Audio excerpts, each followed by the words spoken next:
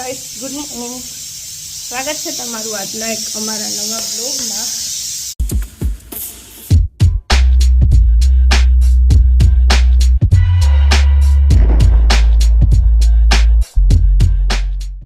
જો આ નાનું બાવ મારું ઉઠી ગયું હતો. હાઈ કરી દે નાનું બાવ. નાનું બાવ હજી મૂળમાં નથી.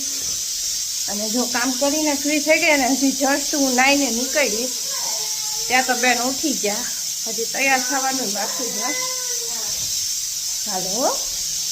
અને આજે મમ્મી નથી, સપ્તાહમાં ગયા છે એટલે પહેલાં મેં કીધું ફટાફટ કામ કરી લઉં, ઉઠી છે ત્યાં, અને પછી નાહી લઉં. પછી ઉઠે ને એટલે ઘડીકમાં નાવાઈ ન જવાય એકલા મૂકીને. અને બપોરનો રસોઈનો ટાઈમ થઈ ગયો કારણ કે 11:15 વાગી ગયા છે. એટલે તમને સિટીનો અવાજ આવતો જાય છે બેકગ્રાઉન્ડમાં. હા હાલો લઈ લો દિશાનો.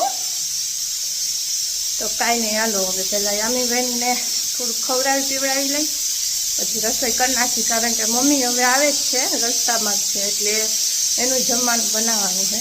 એટલે કીધું પહેલાં બટેકા બાફવા મૂકી દઉં ને તો એ બફાઈ જાય ને ત્યાં બધું થઈ જાય એમ. મને જમવામાં ખાલી આજે ભેળ જ બનાવી છે.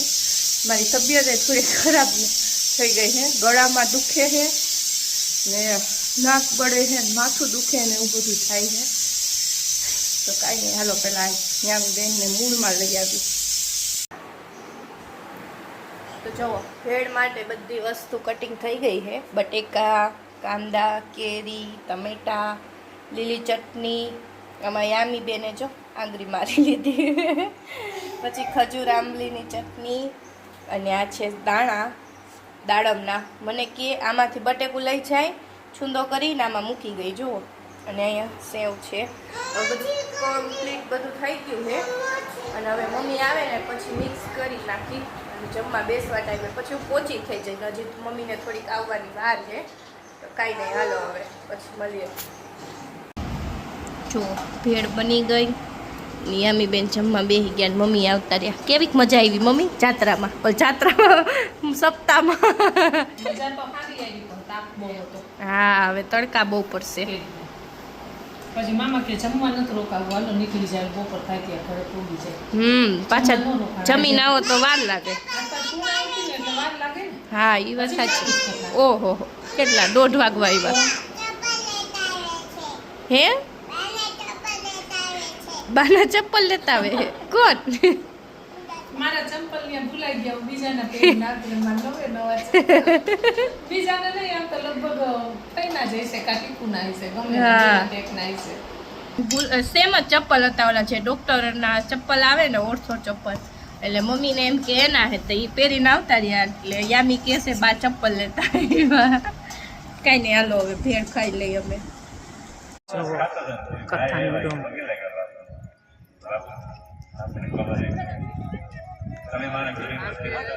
દુર્યોધનની દીકરી છે, એનું અપહરણ કરવા માટે સાંભળ્યો જાંબુવતીનો દીકરો એને કેદ કરી લીધો. અહીંથી સમાચાર મોકલ્યો કે એને છોડી મૂકો તો એ ન છોડ્યા. અને બલરામજી પોતે ગયા ક્રોધમાં આવીને એવું હળ ભરાયું, આખું હસ્તિનાપુર હલાવ્યું. અને પછી નારદજી વધાર્યા છે, પછી તો સોંપી દીધો કે અમારી દીકરી પરણાઈ. પછી તો બધા ડાયા થઈને આવી ગયા શરણોમાં. સામ અને લક્ષ્મણના વિવાહ થયા. દેવર્ષિ નારદને એવું થયું કે દ્વારિકામાં એવું બધું શું છે? જે ઘરમાંથી આખા દ્વારિકામાં જે ઘરમાંથી નીકળે દરેક ઘરમાંથી કૃષ્ણને સેવા કરતા હોય એવો અવાજ સંભળાય. કોઈ રાણી કે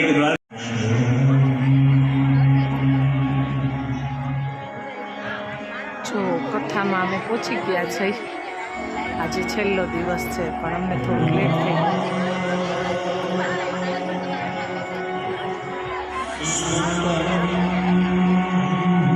સુવિધા એક નંબર છે હો.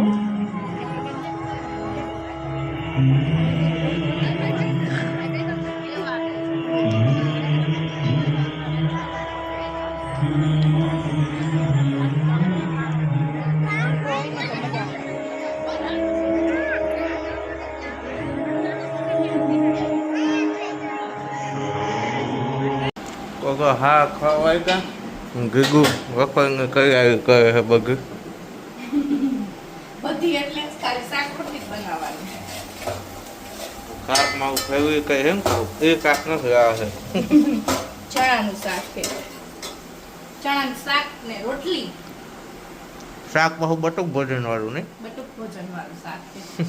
હમણાં હનુમાન જયંતિ ખાધું ને તે પાછું યાદ આવી ગયું, પાછું બનાવી નાખ્યું ભોજનનું શાક. ને આ બધી ચાની બોટલ પાણીની બોટલ ભરાઈ ગઈ. બરાબર. રાયડું નાખવું. પણ નાખું જ ને. આટલી બધી ચા કોણ લઈ જાય અને કોણ પીવે? કોમેન્ટ કરી દેજો. એક દી નો બનાવી દીધી હોય ને તો ક્યાંય મૂકી આવે આપણને. ચા, છાશ ને પાણી, ટિફિન 5 થી 7 કન્ટિન્યુ 2 કલાક બનાવવાનું. ત્યારે તેનું બધું તૈયાર થાય. એમ